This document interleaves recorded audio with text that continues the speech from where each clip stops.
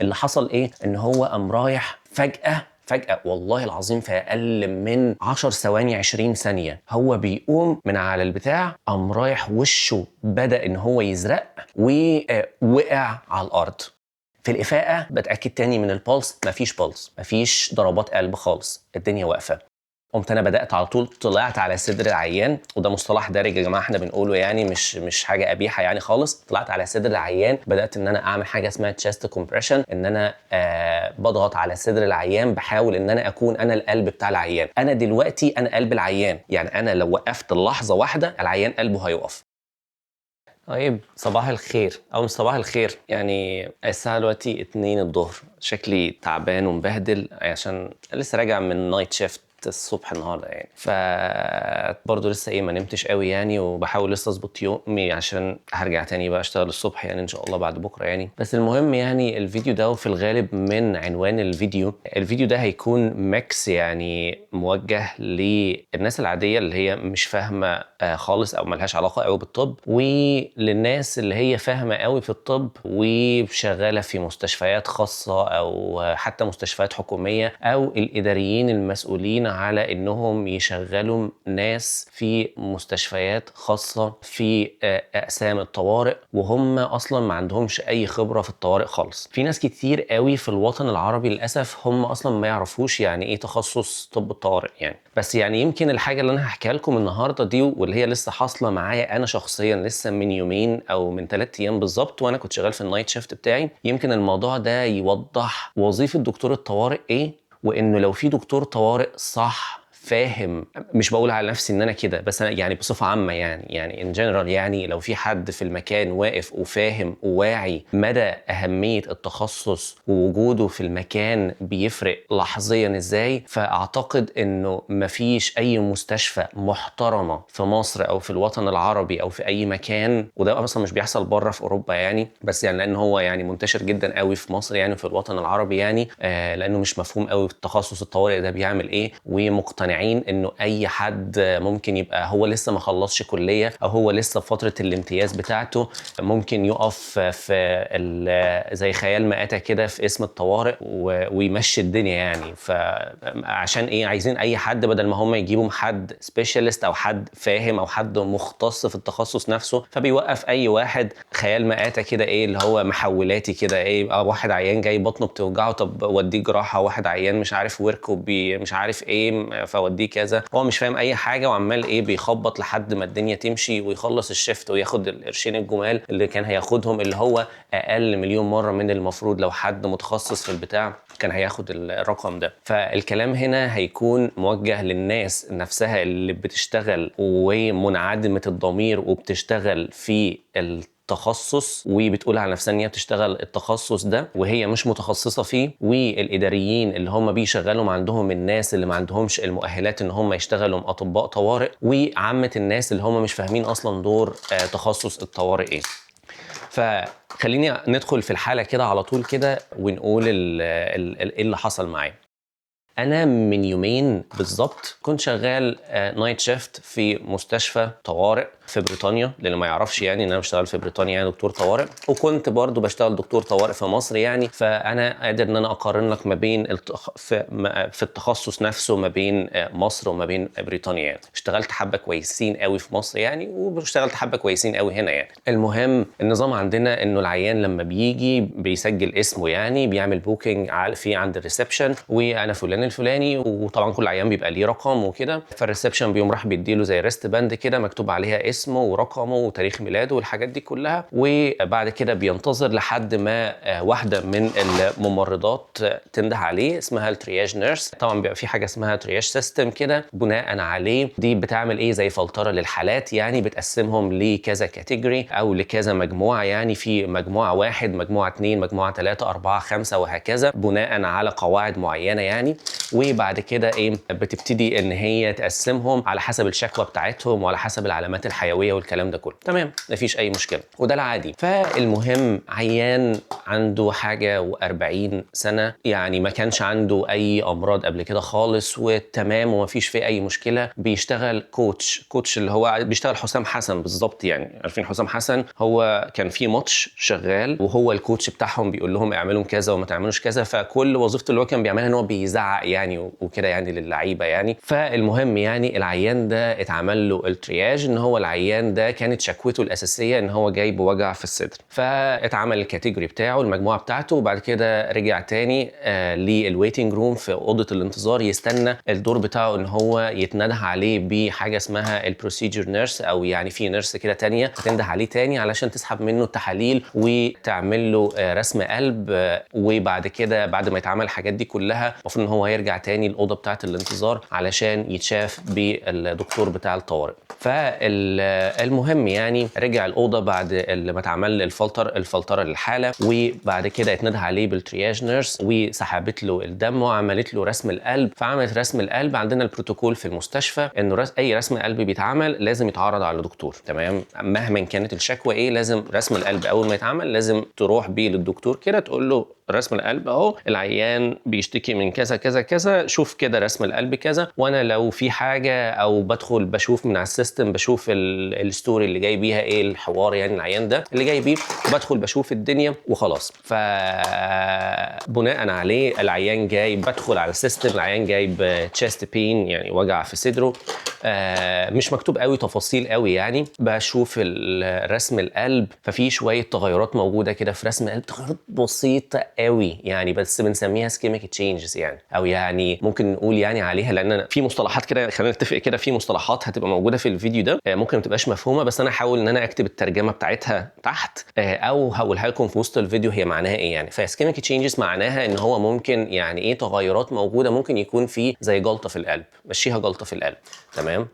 انا عشان اشخص جلطه القلب بيبقى في شويه كرايتيريا معينه علشان نشخصها، بس في حاجات او تغيرات موجوده في رسم القلب لو موجوده مع الشكوى بتاعه الالم اللي موجود في الصدر بتاع العيان ده، فانا لازم يعني العيان ده لازم يدخل يعمل قسطره في القلب وقتي حالا. فالتغيرات دي كانت بسيطة قوي لسه بادئة، والتغيرات دي في العادي معناها لو في التغيرات دي موجودة معناها ان الموضوع ممكن يتطور يحصل انسداد، يعني هي بتحصل لما يكون في انسداد موجود في شريان من شرايين القلب، وكل ما بيحصل تأخر او كل ما بيحصل انسداد اكبر، يعني مثلا نفترض ان هو كان انسداد جزئي وبعد كده الانسداد عمال بيزيد، فالتغيرات دي بتقعد تزيد على مدار الوقت. انا شفت رسم القلب، رحت على الأوضة اللي هو موجود فيها اللي هو الأوضة اللي بتعمل فيها التحاليل، لقيت الراجل قاعد هادي كده نايم على حد جاب جواب، المهم يعني نايم على السرير عادي، شكله مرتاح خالص يعني. طبعا دكتور الطوارئ بيبقى ليه نظره كده اول ما بيدخل على عيان، انت شكلك مرتاح، بتتكلم بهدوء، مش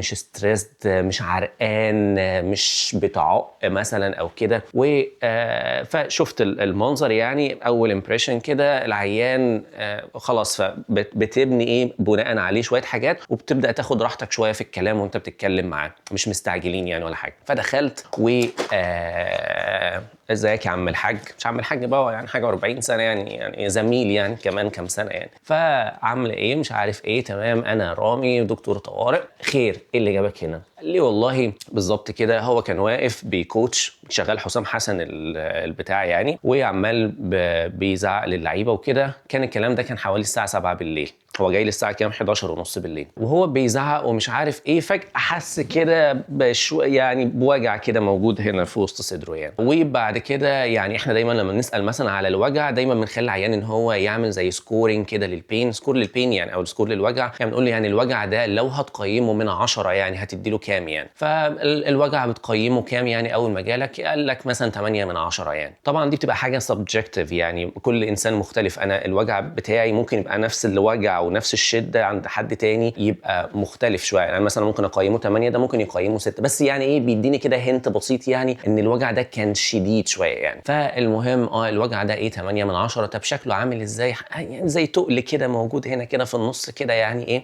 بتاع، حصل لك قبل كده؟ لا ما حصلش معايا قبل كده خالص. طب بقى في حاجه حصلت معاه تانية؟ الوجع ده كان بيروح في في اي حته تانية او كده يعني، مسمع في كتافك، في ظهرك، في بطنك، في اي حاجه. قال لك ايه؟ لا.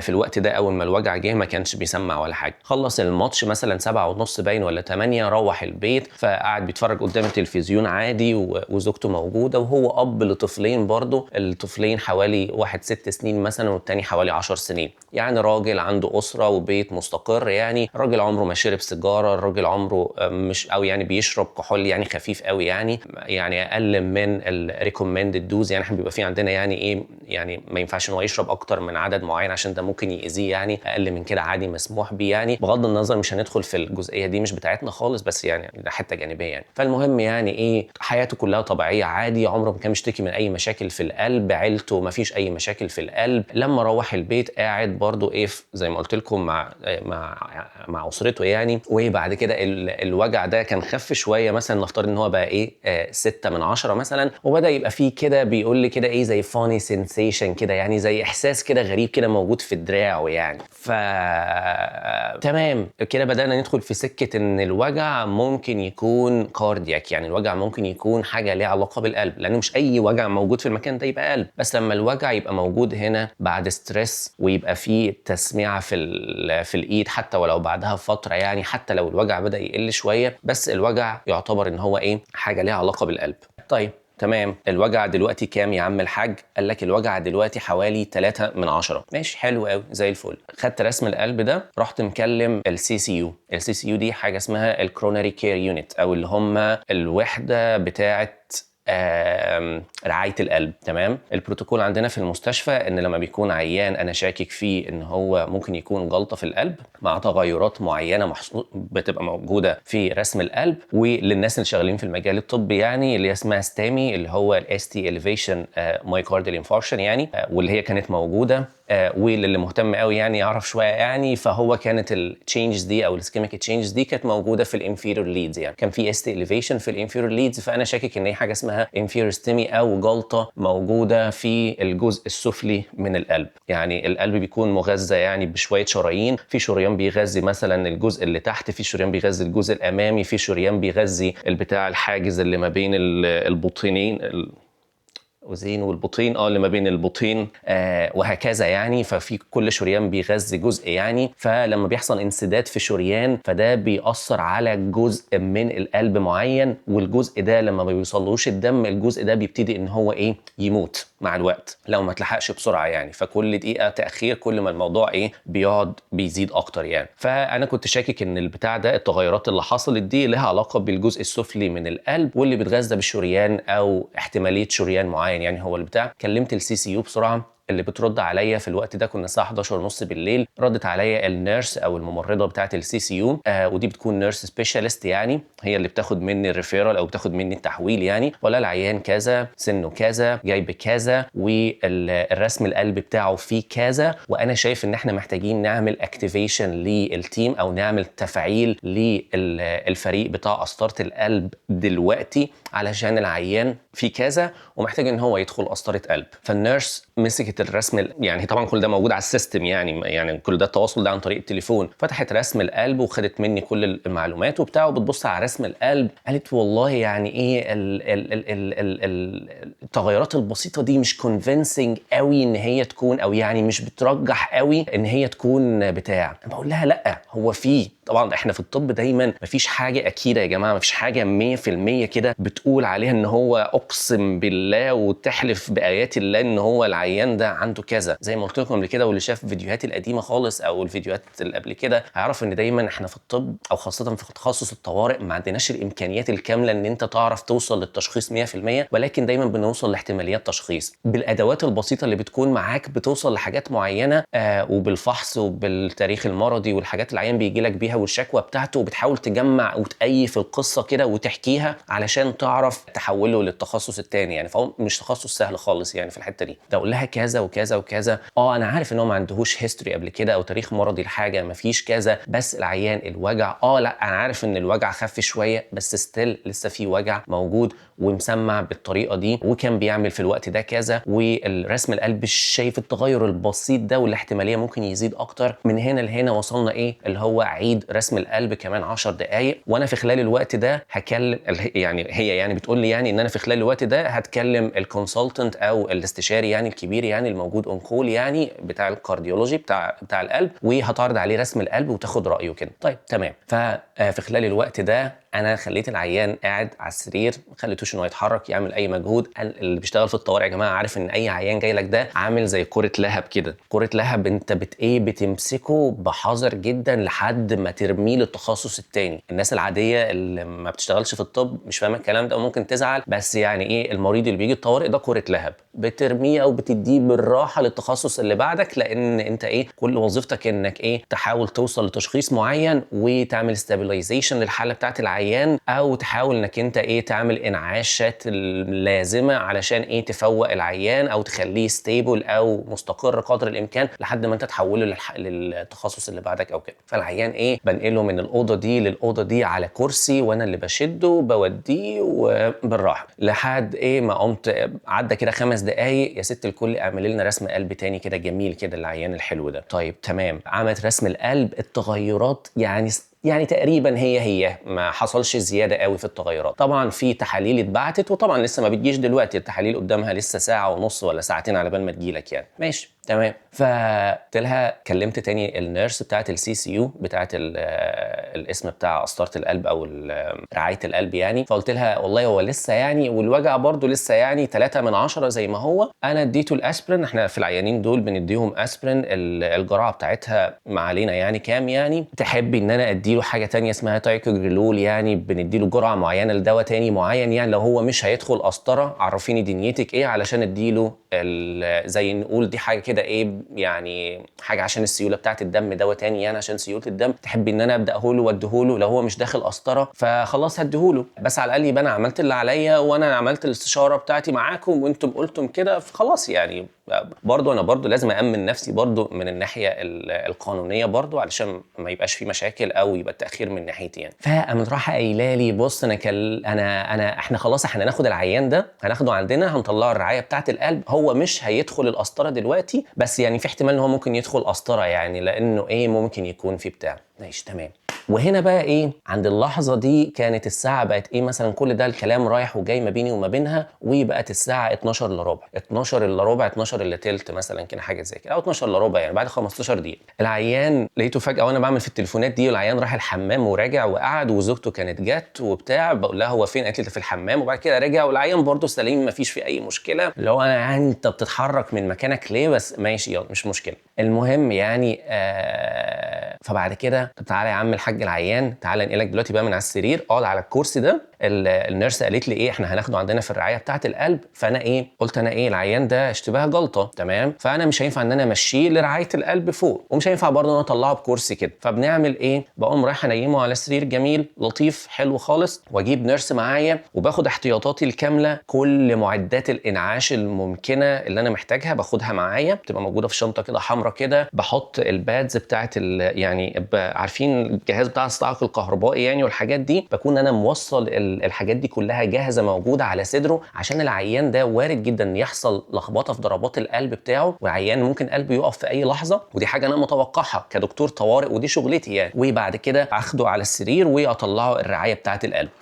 فالمهم انا لسه بنقله يا جماعه من السرير اللي هو قاعد عليه عشان اقعده على الكرسي، علشان هنقله على اوضه الافاقه، انيمه تاني على السرير هناك، واحط له الحاجات دي، واخد ممرض او ممرضه معايا ونطلع بيه على رعايه القلب. اللي حصل ايه، ان هو قام رايح فجاه والله العظيم في اقل من 10 ثواني 20 ثانيه، هو بيقوم من على البتاع، قام رايح وشه بدا ان هو يزرق ووقع على الارض. في عندنا في كل اوضه بيبقى فيه زي بازر كده يعني، حاجه ايمرجنسي يعني، بازر يعني بنشده بسرعه علشان الفريق بتاع الطوارئ اللي معايا يجي بسرعه، علشان انا هكون محتاج مساعده يعني. فقلت للنيرس اللي معايا روح يشد البازر بسرعه ويلا علشان العيان ده في الغالب هيبقى في وقف، يعني هيبقى في توقف في القلب يعني، حتى لو ما حصلش دلوقتي بس هيحصل. ويلا بسرعه هننقله على الريسس اللي هو الافاقه يعني، وانا عارف ان كان في عندنا سرير فاضي موجود في الريسس وهروح انقله فيه،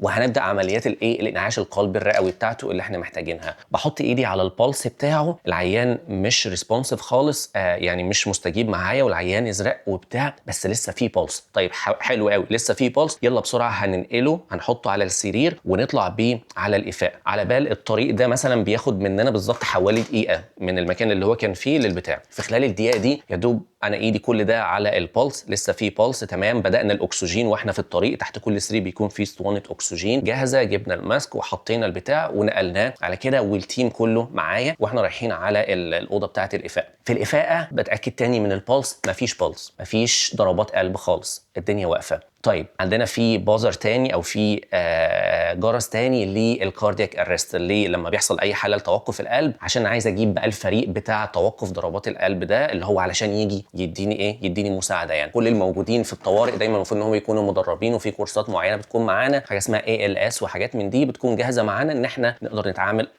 مع الحالات دي. فالمهم قمت انا بدات على طول، طلعت على صدر العيان، وده مصطلح دارج يا جماعه احنا بنقوله يعني، مش حاجه قبيحه يعني خالص. طلعت على صدر العيان، بدات ان انا اعمل حاجه اسمها تشيست كومبريشن، ان انا بضغط على صدر العيان، بحاول ان انا اكون انا القلب بتاع العيان يعني، بفضل اضغط هنا في النص بتاع صدره بحيث ان انا ابتدي ان انا انشط ايه، القلب ان هو يشتغل. طبعا كل ده بتوفيق من ربنا يعني، مش فقاقه مني ولا حاجه يعني، بس انا اتحطيت في المكان ده في الوقت المناسب وفي المكان المناسب، وعلشان نصيب الراجل ده ان انا اكون موجود وان انا اكون فاهم ايه اللي بيحصل وان هو يتلحق في الوقت ده. بدات على طول التشيست كومبريشن، عملنا اكتيفيشن للكاردياك ارست تيم، الناس اللي هم بتوع الكاردياك ارست المفروض ان هم هيجوا لي في خلال 3 4 دقائق وانا شغال. واحد تاني من التيم بتاعي بدا ان هو يسحب حاجه، عينات دم معينه يعني، عشان نسحبها ويبعتها للمعمل. وبعد كده انا كنت لسه ما وصلتش البادز اللي هي بتاعه الجهاز بتاع صدمات القلب ده، فوانا شغال في نيرس برضو متدرب تدريب كويس ومحترم يعني،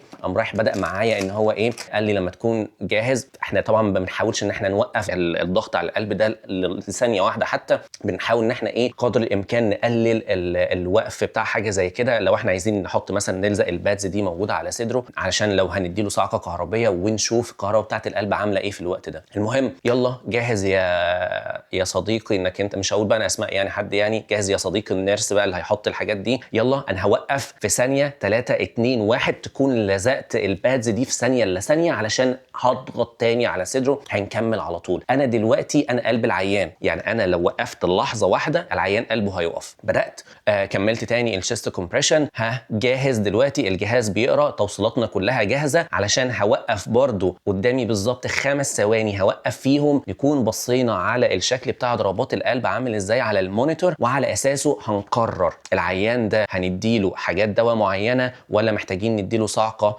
للقلب. طيب جاهز يا صديقي النيرس، 3 2 1 وقف. بص كده على المونيتور، لقينا المونيتور شاف ضربات قلب معينه بطريقه معينه. المهم يعني ايه، حسب القواعد والقوانين ان احنا العيان ده محتاج انه ياخد صعقه كهربيه. الصعقه الكهربيه يا جماعه في الزمن ده اللي احنا فيه ده بنديها بدرجه معينه، بس ما فيش بقى عارفين جهاز صدمات القلب هو نفسه، بس بدل ما بتقعد تشيل وتحط دي على صدر البتاع، بتكون لازقه على صدر العيان، مش زي الافلام القديمه يعني. فخلاص يلا كل واحد، المكان كلير، المكان نظيف، ما فيش حد لازم يبقى لازق في العيان او سورس اكسجين او حاجه زي كده، علشان دي كهرباء، انت بتدي عيان كهرباء، فلو اي حد لازق في السرير او كده ممكن يتكهرب. فاحنا الفريق بتاعي كله تمام، ما فيش فيه اي مشكله، وقفنا كل واحد بعد، يلا ادي الصاعقه الكهربيه اللي انت هتديها للعيان. وفي ثانيه الا ثانيه طلعت كملت ايه الكومبريشن او الضغط على صدر العيان بتاعه. ماشي تمام، كملت لمده دقيقتين. طبعا انت بتكمل دقيقتين بالضغط على ضربات القلب نفسك بيقطع فيها، بس كملت، هي كان مساله حياه وموت بقى يعني،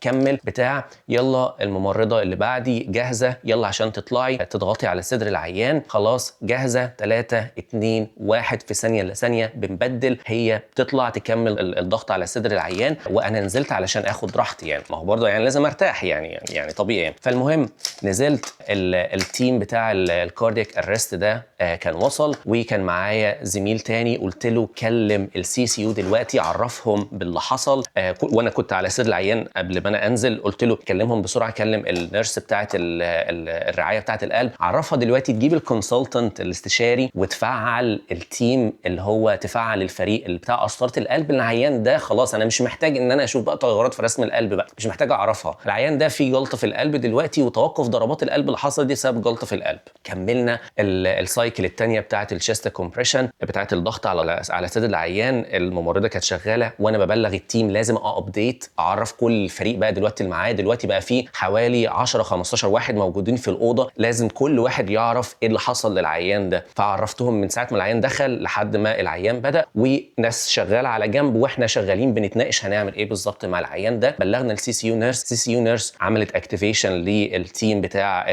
قسطره القلب، فعلت الفريق كان جاهز موجود فوق بالاستشاري، جه من البيت، الحاجات دي كلها جاهز، وكل واقف ان هو العيان ده هيتنقل من على السرير للبتاع ويدخلهم بالقسطره بمجرد ما ضربات قلبه تبدا ان هي ترجع تاني. بعد السايكل الثانيه من الضغط على صدر العيان بدا ترجع في علامات الحياه، بدا ان هو يرجع ان هو يتنفس وبدا ان هو يفتح عينه. فبقول له يا فلان الفلاني سامعني؟ تمام، البلس موجود، ضربات القلب بدات ترجع على المونيتور بشكل كويس، في شويه لخبطه في ضربات القلب بس العيان عايش يعني، خلاص ضربات القلب بدات ترجع وخلاص ومش محتاجين نعمل اي حاجه دلوقتي. عرفت زميلي اللي ماسك التليفون بقى دلوقتي، عرف النيرس ان العيان رجع معانا، قلبه بدا ان هو يشتغل، ويلا بينا بسرعه هنطلع على الاسم بتاع قسطره القلب على طول في الدور اللي فوقنا على طول. طبعا الاسانسير الطريق بيفضلنا على طول، معايا الفريق بتاع الانستيزيا اللي هم الناس اللي هو لو حبيت ان هم يدخلهم يحطوا مجرى هواء او كده والدنيا وقفت تاني معانا، ويلا بينا هنبدا نتحرك. معانا طبعا الجهاز بتاع ضربات بتاع الصاعق الكهربائي وكل الادوات اللي احنا ممكن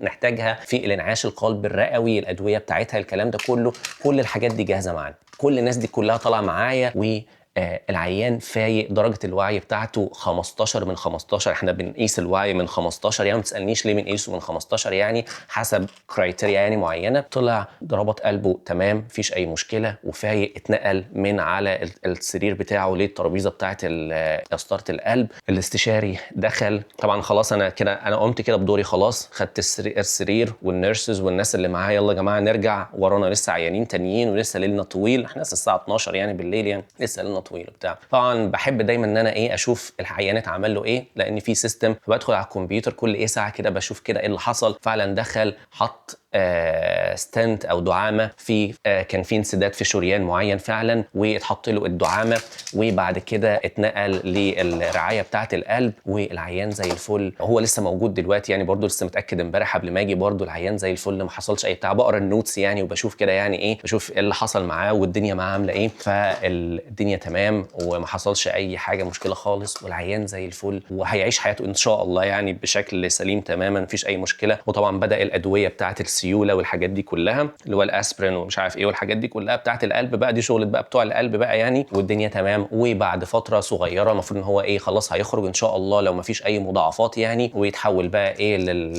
للعيادات الخارجيه يعني وكده. القصة الطويلة اللي أنا قعدت أقولها دي بتعرفك إنه دايما يا جماعة اللي بيبقى واقف في الطوارئ ده لازم يكون شخص صاحي جدا قوي، عارف إن هو ياخد تاريخ مرضي أو القصة اللي العيان جاي بيها إزاي، حكايته والحاجات دي كلها، وعارف إن هو يوصل لتشخيص بشكل سريع، طبعا بتوفيق من ربنا يعني، إن هو يقدر يوصل للتشخيص ده ويقدر يتعامل مع المريض في ثانية إلا ثانية. ده وظيفة دكتور الطوارئ، هو اللي هيلحق حياتك في أقل من ثانية، ثانيتين، 3، لأن هو عارف ايه اللي هيحصل لك. لما حضرتك يا سيادة مدير المستشفى الخاصة او سيادة الاداري اللي مش فاهم يعني ايه دكتور طوارئ، تروح في المستشفى الخاصة تروح تجيب واحد لسه امتياز، مع احترامي بتوع الامتياز، واحد لسه ما خلصش اصلا كلية، وتوقفه خيال مآتة في البتاع وشغال محولاتي بس وبتاع، لو جات له حالة زي دي هو مش عارف يتصرف معاها لانه ما عندوش الخبرة الكفاية. الموضوع يا جماعة انا عندي الخبرة في الموضوع ده والحمد لله والفضل لله، شفت مليون عيان بنفس الطريقه دي قبل كده.